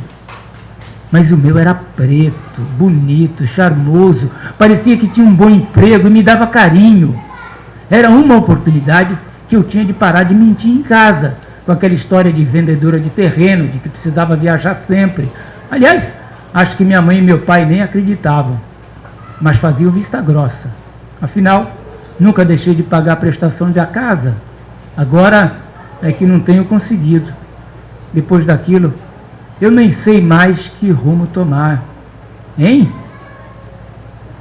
Mas eu sei que não te contei ainda. Sabe, tenho até vergonha. Deixa eu cheirar um pouco, senão não dá. Agora sim. Olha, eu sou uma mulher que quase fui feliz. Mas o destino me fudeu. O filho da puta, depois daquele encontro, chegou a me mandar flores. Não mandava para minha casa. Eu dei o endereço da casa da Lucélia. Lembra, né? Aquela baixinha que acabou pegando AIDS e morreu ano passado. Pois é, ela era independente e eu recebia clientes na casa dela também. Mas, como eu estava te falando das flores, no dia eu quase enlouqueci. eram rosas vermelhas. No bilhete, nem era um bilhete, era uma carta, que queria uma relação séria comigo, me aconselhava a largar daquela vida e viver só para ele. E juntou uma poesia do Vinícius de Moraes. Eu chorei, Karina, eu chorei. E marcou um encontro comigo. Mas como eu fui idiota de nem desconfiar. Bom, também uma quarta-feira, mas quando eu cheguei na igreja e vi aquela multidão, comecei a ficar com medo. Só tinha crioulo bem vestido, todo mundo esnobando. Eu não tinha ido preparada. Mas aí, os noivos já vinham saindo. Era ele, Karina. O filho da puta tinha casado. Não sei, não me lembro se era preto ou não. Acho que era, mas não tenho certeza. Só sei que na hora que eu vi aquilo, eu fiquei tão pequena, mas tão pequena, que parecia que era uma formiga ali na porta da igreja. O que acabou comigo é que, quando ele me olhou, fez de conta que nem me viu. Sorria feliz da vida, e eu ali assim, chorando, sem poder sair do lugar. E o filho da puta lá, feliz, casado, indo para a lua de mel. E o que me dá mais raiva é que eu não tive nenhuma reação. Me senti um lixo. E o pior, o que me dá mais raiva de mim é que eu não consigo odiar o desgraçado. A cada vez que eu penso nele, só sinto saudade, falta. E a merda é que não consigo mais voltar para a profissão. Não consigo, Karina. E a grana tá tão curta, emprego tá tão difícil. O quê? Já fui a psicólogo. Mas não tenho mais dinheiro. Sabe? Não sei se você acredita. Bem, eu fui numa cartomante. Não vai ir de mim, mas... Sabe? Ela disse que um dia ele vai ser meu. Só meu.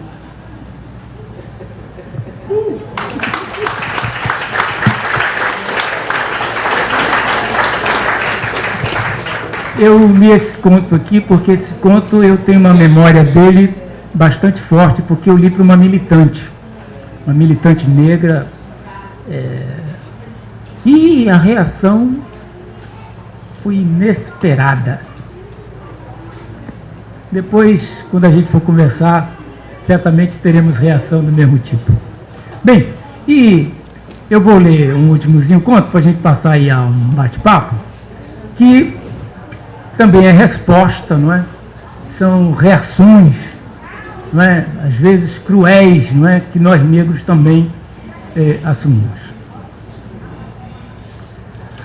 Se chama Ponto Riscado no Espelho, e eu tive o prazer de ter esse conto transformado em rap pelo Rafão Alafim.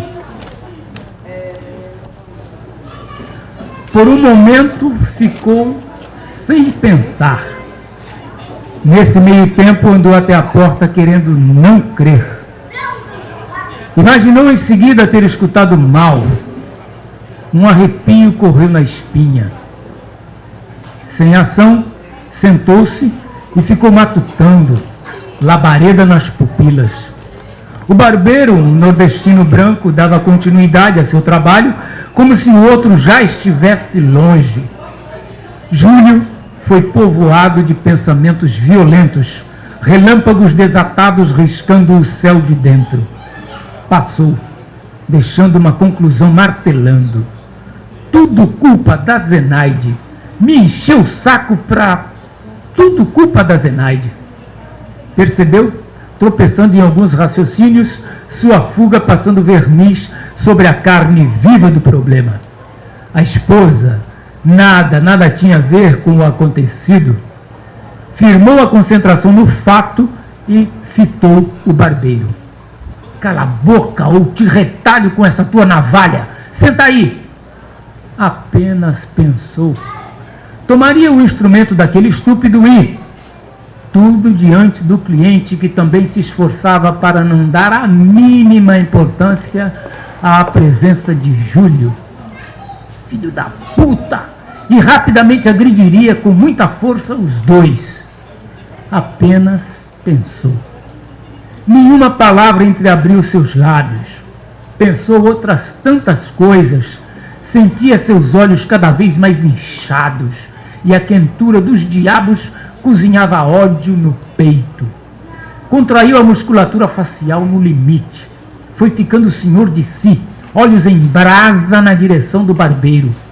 Um silêncio cheio de farpas. Se alguma coisa fosse dita, um movimento a mais esboçado, Júlio despejaria o veneno embolado dentro de si. Metalizou-se ao tocar o volumoso instrumento em sua cintura.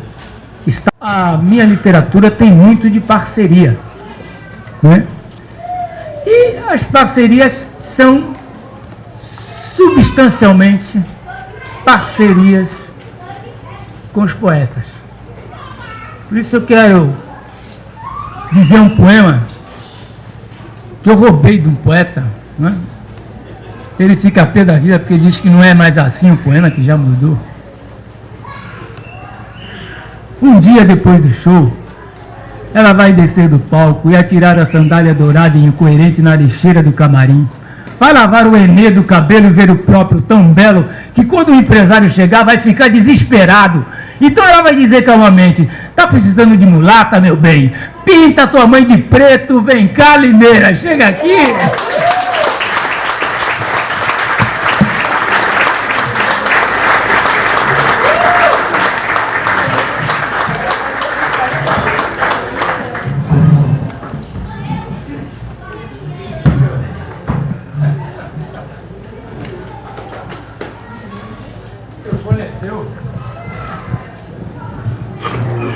Esse rapaz me fez continuar com versos que faziam rir.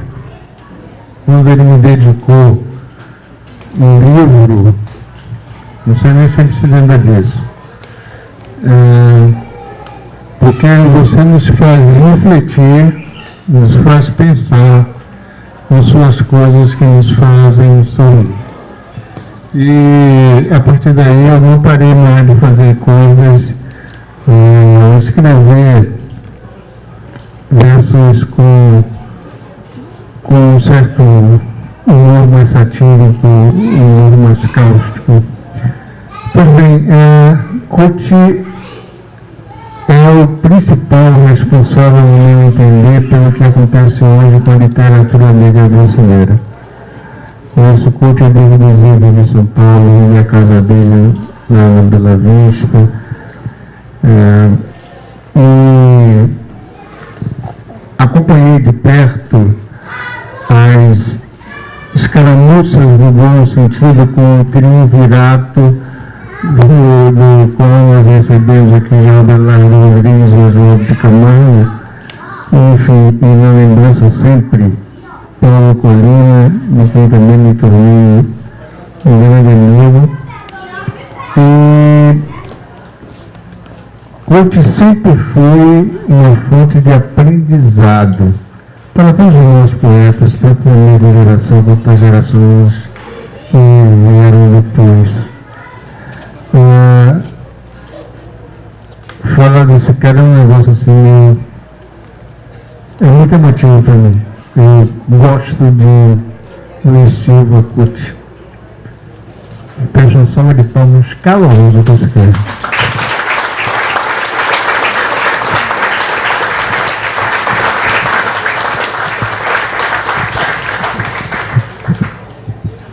Bem, gente, vamos então bater um papo aí, mas eu vou então encerrar essa primeira parte aqui, né? Quer falar mais alguma coisinha? Não? Então, é o seguinte, eu vou lembrar aqui um poema que se chama Sobre as Cicatrizes. Até mesmo o lamento possa olhar nos olhos sem se ajoelhar. Não seja a poesia um álibi a quem imolou a dignidade ao invés de se rebelar contra a ridícula maldição etílica de Noé. Sejamos mais felizes ao desnudar as partes do livro para que a beleza floresça mais fecunda sobre as cicatrizes. É também um jogo de búzios o poema. à beira deste fogo, onde no crepitar das chamas a paixão responde ao que farás, que faremos. Irmão, a minha irmandade nada tem de rosário. O meu Deus é revolucionário. Histórias libertárias ainda são narradas na maciez do escuro. Por isso, da melancolia vamos extrair o mel, e não as cólicas místicas que avalancham de silêncio e cal nossas línguas e nos rodeiam com fantasmas de senhores de engenho e anjos entoando. Sabemos com o quanto de branco se desfaz uma pessoa colorida, quando a cidade, pobre de curvas, faz o seu trotuar em nosso anseio, roda a bolsinha recheada de angústia, racismos e pesadelos, exibindo seu titubeio. E de nada adianta ofertares a outra face traseira, porque os Judas, eles te chutam do mesmo jeito e dão normal seguimento à liturgia, abençoando a mais-valia. Teus coeiros borrados de alvuras não se esfregam no senho, não se lavam no pranto, mas nas ondas de um novo canto, brilhantes e puras, que nos vem do âmago.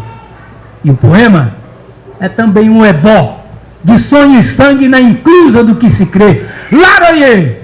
Estamos libertando do pelourinho a palavra, e com suas asas tingiremos de alegria o hesitante horizonte das metáforas magoadas e das metáforas medrosas. Obrigado, gente.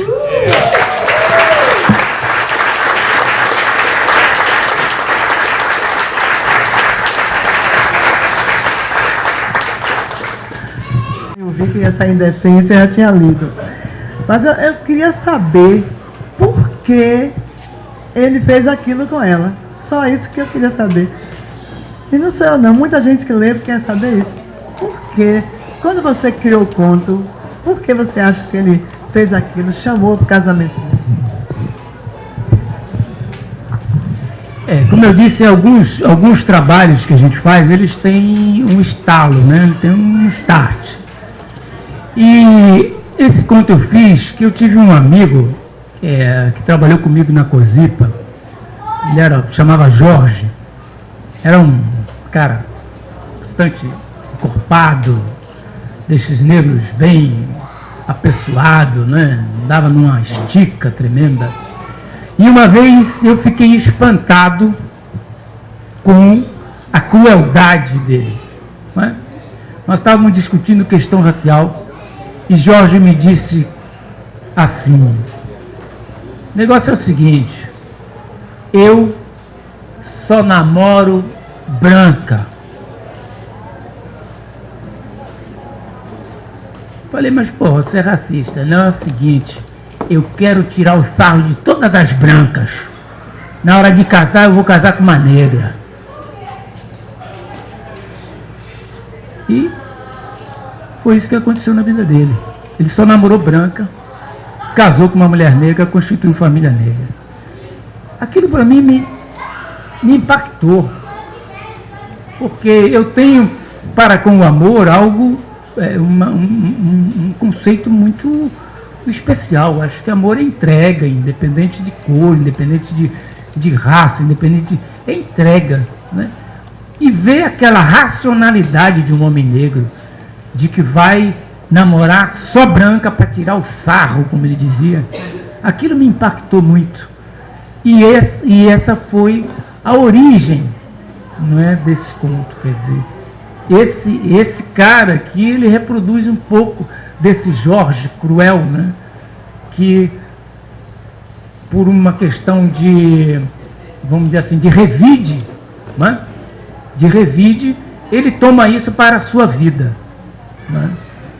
Ou seja, mulher branca é uma coisa, né?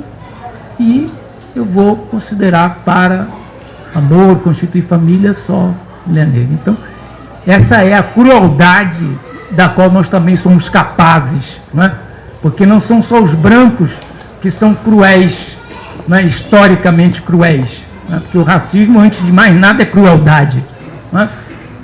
A gente aprende isso. Né? E acho que esse personagem é isso, é um personagem cruel. Quer dizer, que a gente trabalha esse lado, eu acho que a gente se coloca também como humano, né? Porque não dá para idealizar, né? Negro é ser humano, né? Capaz de bondade, capaz de crueldade também. Então é isso, Ana Célia. O sexagenário teve a oportunidade de viver o período da vida nacional em que a ideologia do branqueamento era tamanha. Eu confesso, tinha muita dificuldade em namorar uma menina negra. Por quê? Primeiro diziam que se haveria de melhorar a raça, aquela história. Esse discurso não me convencia, mas a disponibilidade das moças negras era nenhuma, porque as moças negras também procuravam os rapazes brancos. Então chegou um momento que aqueles que tiveram escolas, eu tive, por exemplo, um azar muito grande em todas as escolas que eu passei, que a maioria foram escolas militares, onde só havia homens, ou depois eu fui fazer engenharia mecânica, onde havia uma menina na sala, das 40, 50 pessoas que lá havia, e eu terminei me apaixonando por essa menina que já tinha namorado. Mas na primeira oportunidade que tive de conhecer uma menina negra com quem eu pude dialogar melhor, casei com essa pessoa. Minha primeira mulher era uma mulher negra. Mas havia essa dificuldade. E eu entendo a vingança do personagem do momento que as brancas nos faziam, sabe, sofrer também.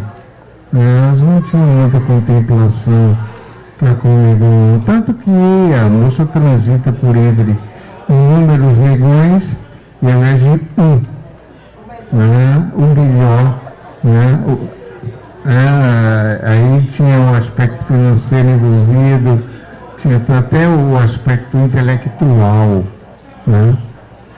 Então isso clareava um pouco o sujeito, né? O fato de ser um intelectual, etc., clareava um pouco. Dá para entender perfeitamente, porque eu vivi uma época em que era muito difícil se encontrar uma mulher negra nos padrões que a gente tinha, ou pensava que deveriam ser os padrões, nem porque o nível de oportunidade das escolas para os negros sempre foi uma coisa muito difícil, muito embora a escola pública tenha piorado nos últimos anos. Havia um momento em que pessoas negras iam para as escolas públicas, mas quando ascendiam, o primeiro sinal de ascensão social seria se ligar uma pessoa mais clara, né? Isso na Bahia a gente vê até hoje. Isso não é lindo, não. A gente tem que estar muito consciente e ciente do fato de prestigiar a mulher negra. Isso eu tenho procurado fazer através da minha literatura, curte também outras pessoas, né? Por isso que eu digo para os exploradores da mulher negra, naquele poema que eu não parei por esperar, que foi escrito para o Sargentelli. Na época, ele botava lá as pretas nos colos dos gringos e tal. Aí eu digo já diferente do que ele está falando, realmente falando por uma forma diferente, que é o seguinte: onde ela vai descer do palco, jogar a sandália dourada incoerente na lixeira do camarim. Vai olhar nos próprios olhos no espelho e ver que, além do Eni, como é que ficaria muito mais belo seu cabelo, talvez com 1000 trancinhas na goa. E quando o empresário chegar, vai ficar desesperado. E ela, calma e sacanamente, vai dizer: tá precisando de um mulata, meu bem? Pinta tua mãe de preto.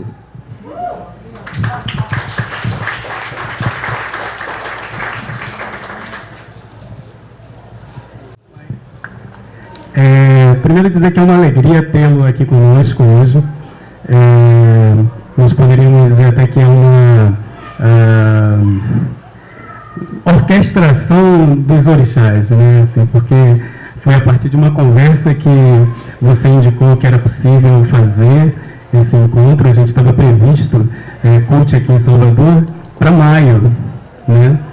E ele disse: não, vamos fazer agora. Vamos fazer agora, a Moema está aí, vamos... O negócio é fazer a coisa acontecer. Eu falei: mas rapaz, a gente está sem estrutura nenhuma. Falei: não, estrutura a gente dá um jeito. E eu confesso que isso a gente recebeu com muita alegria, porque CUT, como a Limeira já disse, verdadeiramente atravessa essas gerações de 70 até os dias atuais, né? No final da década de 80 e início da década de 90, os maloqueiros, eles se alimentavam basicamente de CUT e Limeira, né?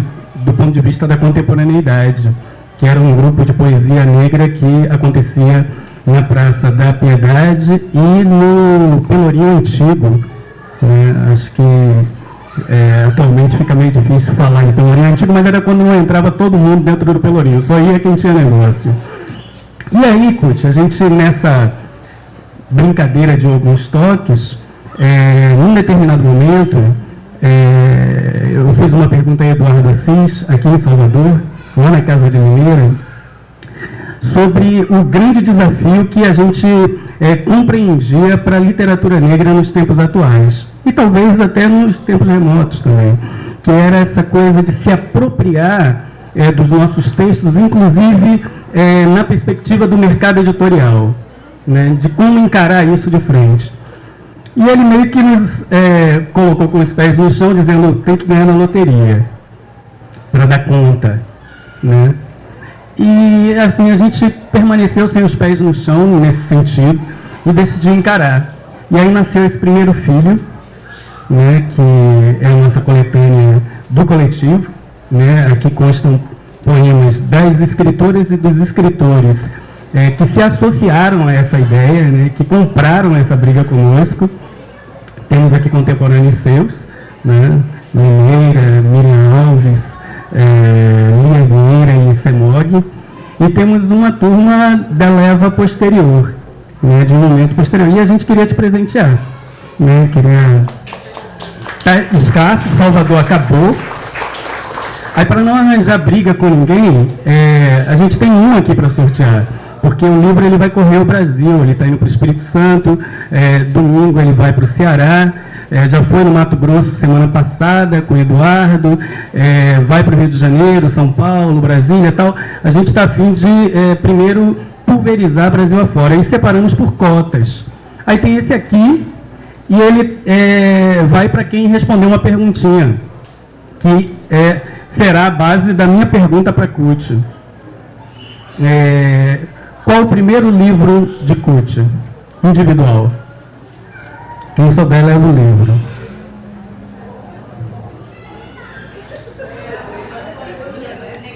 Eu sabia que Vera ia levar. Ei, Vera. Eu sabia que ela ia levar. Eu tinha que ter proibido Vera de falar. Obrigada. Eu não ganhei a semana passada, eu não pude vir aqui, então eu não tinha, por isso. Obrigada. Poemas da Carapinha. Obrigado, Vera. Muito obrigado. Então, a minha pergunta vai em cima disso e associada àquela brincadeira. Obrigado, Vera. associado àquela brincadeira inicial que não era bem brincadeira, era um papo bem sério, que é como foi publicar o Poemas da Carapinha em 78, o que você enfrentou do ponto de vista editorial? Né? Aquela velha e famosa e mais poderosa editora do Brasil, que é a Editora do Autor, como é que é isso? Como é que é enfrentar isso? Como é que é enfrentar depois a veiculação e a distribuição desse livro? Né? Há interesse em reeditá-lo? E, por último, o que é escrever para a Cútia? É isso. Essa pergunta é difícil, né? É bom, Guilherme, quando você estava falando aí como é que foi, né? Fazer Poemas da Carapinha. Não sei se todo mundo aqui lembra daquela máquina elétrica IBM e que ela dava uma voltinha para trás e apagava o que você errava, né? Então foi nessa máquina que eu compus, né? Depois eu mesmo diagramei, um amigo fez o desenho da capa e eu fiz um livrinho que é metade de um livro desse, né? Fui até a gráfica, paguei, depois peguei o livro, fiz um lançamento, dei para amigos que venderam e não me deram dinheiro. Isso aconteceu muitas vezes, né, com muitos livros meus. Né? Pode deixar que eu vendo, leva 30, nunca mais. Né? Pode deixar que eu vendo, leva 20, nunca mais. E assim por diante, quer dizer, como eu disse anteriormente, eu jamais tive essa ideia de profissionalização enquanto escritor. Né? Por quê? Porque aquela coisa dos românticos, né? Eu comecei lendo os românticos brasileiros. Né? Então, desprendimento total dessa coisa de, né, se profissionalizar, mesmo porque é um período em que no Brasil ninguém é profissional na literatura, né?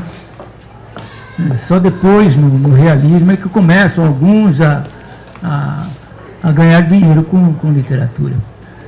Então, eu nunca tive essa ilusão. Né? Agora, a outra pergunta era como mesmo? Como foi a distribuição e o que é escrever para você? Sim, a distribuição sempre foi assim, ó. É isso que eu falei. Leva, uns pagam, outros levam, somem com o livro, eu faço lançamento, troco, dou, mando para a biblioteca, quando eu vejo eu estou sem livro. Então, essa é a minha distribuição, quer dizer, é totalmente anti-empresarial, totalmente anti-empresário, quer dizer, né? Se dependesse disso para eu sobreviver, já tinha morrido, né? Bom, pretende reeditá-lo? Hã? Pretende reeditá-lo? Ah, sim, eu pretendo reeditar todos os meus livros. Todos os meus livros. Reeditar sempre. O Arnaldo Xavier, que é um poeta, o melhor amigo poeta que eu tive, né, dizia assim: compadre, você tem a síndrome da edição. Né? Que a coisa que eu mais adoro é livro novo. Assim, ó. Assim. Pega assim, ó. Aí você cheira. Ele tem um cheirinho bom. Entendeu? Livro novo, para mim é uma coisa. Editar, gente, no Brasil, é o máximo que nós pudermos. Esse país é muito grande. Um livro desse aqui, quantos exemplares? 2.000 exemplares. Imagina a população brasileira. Quer dizer, 2.000 exemplares não é nada. E o pior é o seguinte, é que o empresário brasileiro dessa área ainda é um atrasado. Faz pouco e quer ganhar muito. Quer dizer, é exatamente anticapitalista. Porque o capitalismo é o quê? Fazer muito e ganhar muito. Certo? Quer dizer, vide Coca-Cola, né? Nos dá o exemplo. Você abre o banheiro, tem lá Coca-Cola. Você vai no campo, Coca-Cola. Você vai lá na China, vai no deserto, Coca-Cola. Quer dizer, é fazer muito e vender muito. E nós temos essa mentalidade de fazer pouco e querer ganhar muito. Né? Agora... Que é escrever. O que é escrever? Ah, pai, que pergunta, né? Você sabe o que é isso aí? O Limeira diz que para ele é respirar, para mim eu acho que também, viu? Porque, como eu disse, é algo que eu não faço mais com intenção de. Eu só não faço porque se eu não fizer eu fico mal, então, sabe? É aquilo mesmo que eu disse para vocês. Esses personagens ainda vão virar uma peça de teatro. Porque é aquele negócio, ou você faz ou o troço não te dá sossego. O poema te pega mesmo pelo colarinho, fica te perturbando, entendeu? Então, como eu quero viver em paz, né? Esses 3 personagens, por exemplo, que eu li aqui para vocês, né? O cara da boneca lá, que foi comprar a boneca, a moça lá, e o Júlio. Pô, eu entrei no avião, os caras sentaram do meu lado e um no meu colo, né? Quer dizer, não, você vai nos ler, quer dizer. Então, personagem é aquilo. Às vezes a gente pensa que o autor manda nos personagens, coisa nenhuma. Personagem às vezes manda no autor, entendeu? Quer dizer, te determina, te enche o saco, você tem que escrever mesmo, entendeu? Então, eu acho que, para mim, escrever é confortável.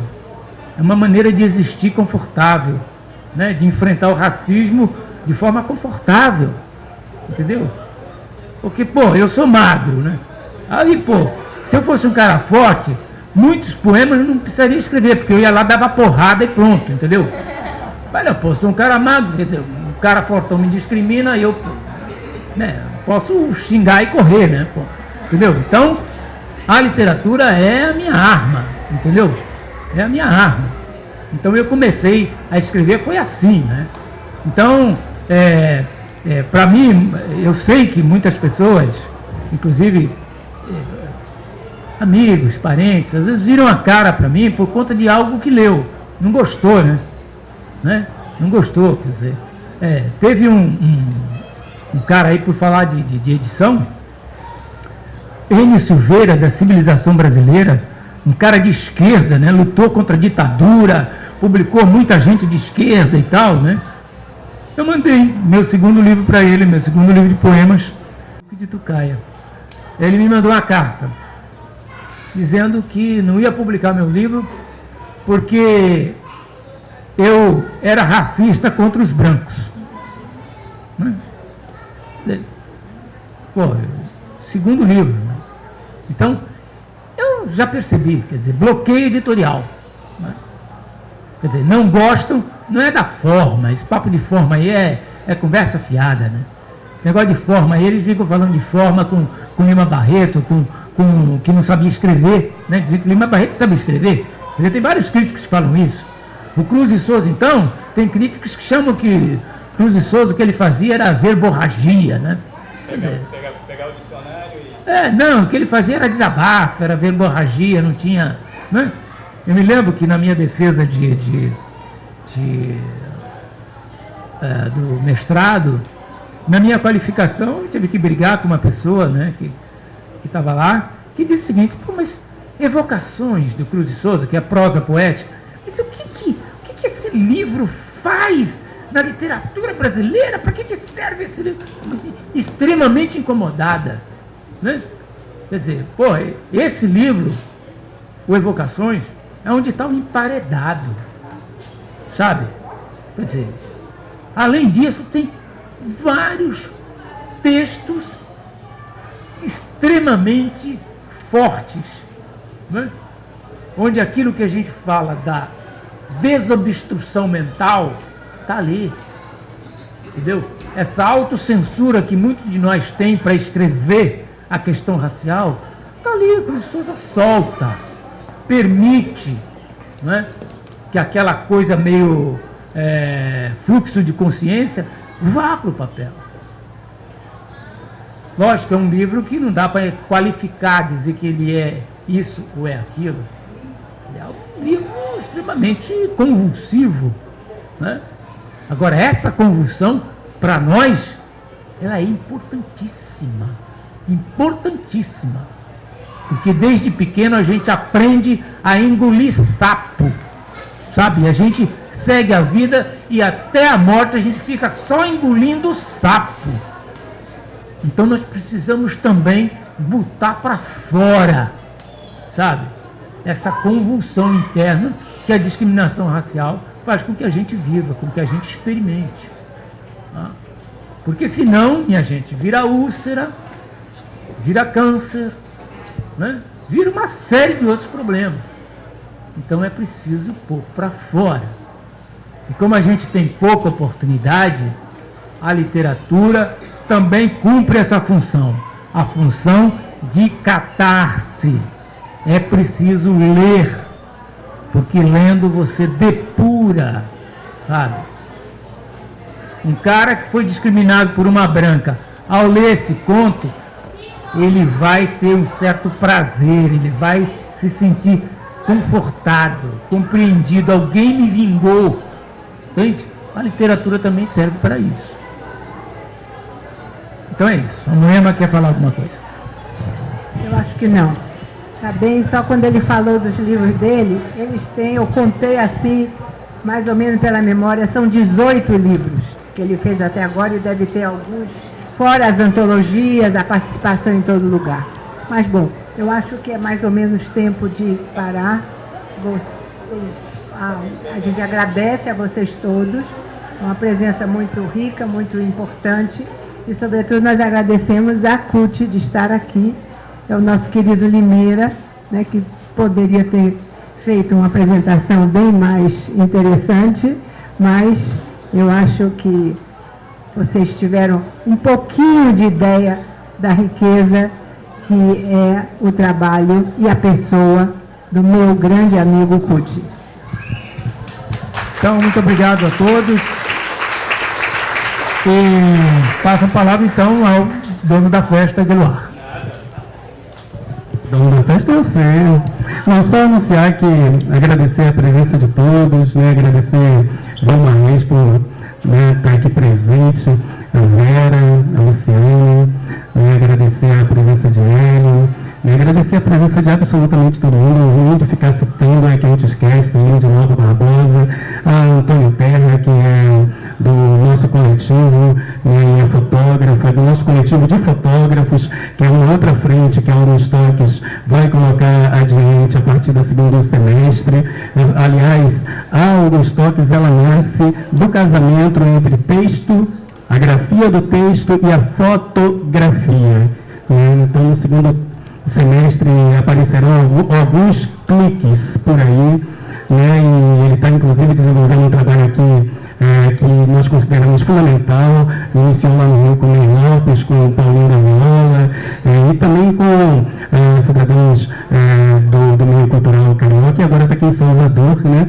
Então, agradecer a você, Tânia, mais uma vez por nos prestigiar, e a todo mundo ali, porque na verdade isso aqui é uma festa para nos congraçarmos, né? Falar em Índia mais uma vez, falar da presença de Eudália, que é uma outra escritora que está entrando no campo, Jairo, que estava aqui presente um pouco adiante.